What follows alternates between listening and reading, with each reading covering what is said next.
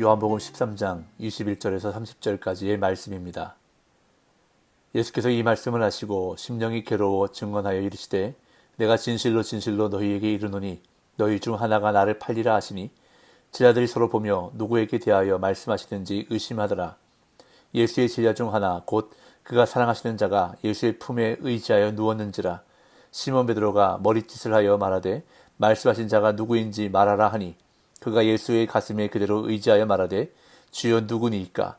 예수께서 대답하시되 내가 떡 한 조각을 적셔다 주는 자가 그니라 하시고 곧 한 조각을 적셔서 가룟 시몬의 아들 유다에게 주시니 조각을 받은 후 곧 사탄이 그 속에 들어간지라. 이에 예수께서 유다에게 이르시되 네가 하는 일을 속히 하라 하시니 이 말씀을 무슨 뜻으로 하셨는지 그 앉은 자 중에 아는 자가 없고 어떤 이들은 유다가 돈괴를 맡았으므로 명절에 우리가 쓸 물건을 사라 하시는지 혹은 가난한 자들에게 무엇을 주라 하시는 줄로 생각하더라. 유다가 그 조각을 받고 곧 나가니 밤이러라. 아멘. 요한복음 1장부터 12장까지가 예수님께서 세상을 향해 사역하신 내용이었다면 13장부터 17장까지는 제자들을 향한 사역을 담고 있습니다. 이 사역은 제자들의 발을 씻기신 세족식으로 시작하는데 특별히 13장은 두 가지 주제를 보여줍니다. 하나는 새 계명에 대한 가르침이고 다른 하나는 예수님을 팔 가룟 유다에 대한 언급입니다. 오늘 본문은 13장의 중요한 두 가지 주제 중 하나인 가룟 유다의 배반에 대한 예언의 절정 부분입니다. 예수님이 이제까지 암시만 하셨던 유다의 배반을 좀 더 분명하게 드러내시고 가룟 유다는 예수님을 파는 일을 이제 결행하러 나가는 것으로 오늘 본문이 끝나는 것을 볼 수 있습니다. 21절입니다. 예수께서 이 말씀을 하시고 심령이 괴로워 증언하여 이르시되 내가 진실로 진실로 너희에게 이르노니 너희 중 하나가 나를 팔리라 하시니. 가룟 유다에 대한 예수님의 예언이 점점 더 구체화되고 있는데 앞서 10절에서는 제자들이 모두 깨끗한 것은 아니라고 말씀하셨고 18절 19절에서는 성경을 인용하시며 당신과 함께 떡을 먹는 자라고 좀 더 구체적으로 암시하셨습니다. 이제 오늘 본문에서는 이 주제가 전체적으로 다뤄지면서 그 제자가 누구인지 더 구체적으로 드러나는데 먼저 예수님은 진실로 진실로라는 요한복음의 독특한 강조 어구를 사용하시면서 제자들 중 하나가 당신을 팔 것이라고 분명하게 밝히십니다. 근데 이 말씀을 하실 때 예수님은 심령이 괴로우셨다고 요한은 기록합니다. 여기서 괴로워로 사용된 헬라어 타라소라는 단어는 나사로의 죽음 앞에서 마리아와 유대인들이 울었을 때, 또한 예수님이 십자가의 죽음을 앞두고 그 길로 인해 고통스러운 심정을 표현할 때 사용되었습니다. 이처럼 예수님은 제자들 중 하나가 당신을 판다는 사실로 너무나 고통스러워하셨던 것을 알 수 있습니다. 그러자 예수님의 말씀을 들은 제자들은 당황하며 서로 보았습니다. 22절. 제자들이 서로 보며 누구에게 대하여 말씀하시는지 의심하더라. 예수님이 누구를 두고 말씀하셨는지 알 길이 없는 제자들은 서로 쳐다보며 의심하기 시작했습니다. 마태와 마가복음에는 모든 제자가 한 사람씩 돌아가며 예수님께 자신인가를 물었다고 기록합니다. 특히 마태복음에서 가룟 유다는 천연덕스럽게도 랍비여 나는 아니지요 라고 물었는데 이 질문은 너는 아니다 라는 대답을 유도하는 질문이었습니다. 아마 가룟 유다가 마지막으로 물었을 것인데 왜냐하면 유다의 질문에 예수님이 네가 말하였도다 라고 대답하신 것으로 마태복음에 기록되어 있기 때문입니다.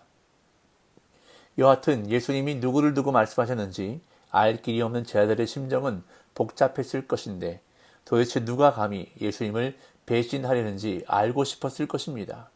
이에 적극적인 성격의 베드로는 예수님이 사랑하시는 제자에게 예수님이 말씀하신 사람이 누구인지 묻게 했습니다. 23절, 24절. 예수의 제자 중 하나 곧 그가 사랑하시는 자가 예수의 품에 의지하여 누웠는지라. 시몬 베드로가 머리짓을 하여 말하되 말씀하신 자가 누구인지 말하라 하니. 요한복음에서 베드로 못지않게 중요한 예수님이 사랑하시는 제자가 여기서 처음으로 언급되는데 예수님이 그 제자를 사랑하신다는 것은 그가 예수님의 품에 의지하여 누워 있었다는 것으로 확인할 수 있습니다. 물론 당시의 식사 관습이 비스듬히 길에 앉아 먹는 것이기에 옆에 앉은 사람의 품에 안기는 자세가 자연스럽게 나타나기도 하지만 예수님의 품 속에 있다는 표현이 예수님이 아버지의 품 속에 있는 독생하신 하나님이라는 1장 18절의 표현과 유사하다는 점을 고려할 때에 예수님과 사랑하시는 제자의 관계가 얼마나 친밀한가를 짐작할 수 있습니다. 이처럼 요한복음에서 예수님이 사랑하시는 이 제자는 베드로보다 예수님과 더 가까운 제자요, 누구보다 예수님에 대해 잘 아는 제자로 묘사되고 있는데, 학자들은 이 제자가 요한복음을 기록한 사도 요한이었을 것이라고 추정합니다. 이에 베드로는 자신이 직접 예수님께 여쭤보지 않고 예수님이 사랑하시는 제자 요한에게 머리짓을 해서 누구를 두고 말씀하신 것인지 여쭤보라고 신호를 보냈습니다. 그러자 요한은 예수님께 주여 누구니까? 라고 물었습니다. 25절 26절. 그가 예수의 가슴에 그대로 의지하여 말하되 주여 누구니까? 예수께서 대답하시되 내가 떡 한 조각을 적셔다 주는 자가 그니라 하시고 곧 한 조각을 적셔서 가룟 시몬의 아들 유다에게 주시니. 베드로의 요구에 사도 요한은 예수님의 가슴에 의지한 채 주여 누구니까? 라고 물었는데, 아마 이 말은 요한과 예수님만 알아들은 귓속말이었을 것입니다. 그러자 예수님은 내가 떡 한 조각을 적셔다 주는 자가 그니라 라고 말씀하시고 한 조각을 적셔서 가룟 시몬의 아들 유다에게 주셨습니다.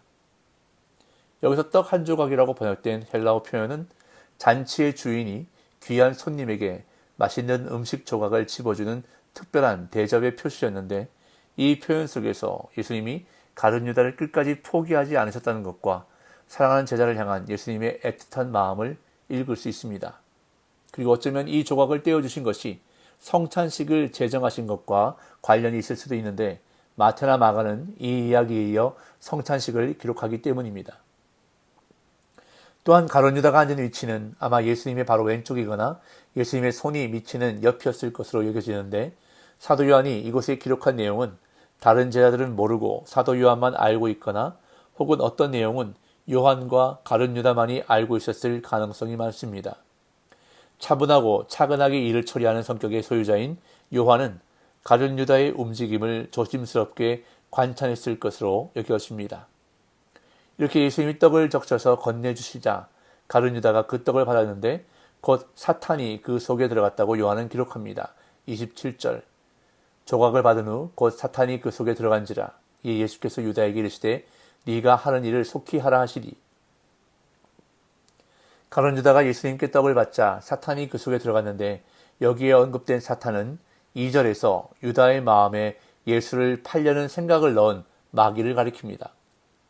여기서 조각을 받은 후에 사탄이 들어갔다는 것은 인과적 관계로 보기보다는 시간적 관계로 보는 것이 나은데, 즉 예수님이 떡 한 조각을 주심으로 마귀를 그 속에 들어가게 하신 것이 아니라 예수님이 떡 조각을 주신 이후에 사탄이 본격적으로 유다에게 작용하기 시작했다는 것입니다.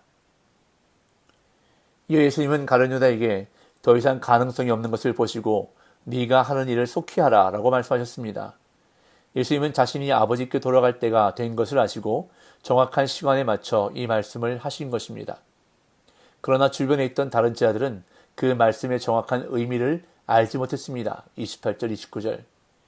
이 말씀을 무슨 뜻으로 하셨는지 그 앉은 자 중에 아는 자가 없고, 어떤 이들은 유다가 돈괴를 맡았으므로 명절에 우리가 쓸 물건을 사라 하시는지 혹은 가난한 자들에게 못을 주라 하시는 줄로 생각하더라. 가룟 유다를 제외한 다른 제자들은 예수님이 유다에게 네가 하는 일을 속히 하라고 하신 말씀이 무슨 뜻인지 알지 못했습니다.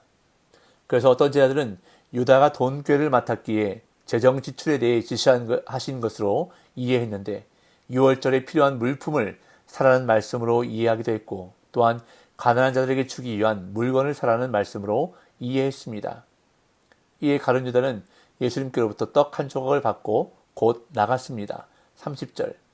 유다가 그 조각을 받고 곧 나가니 밤이러라.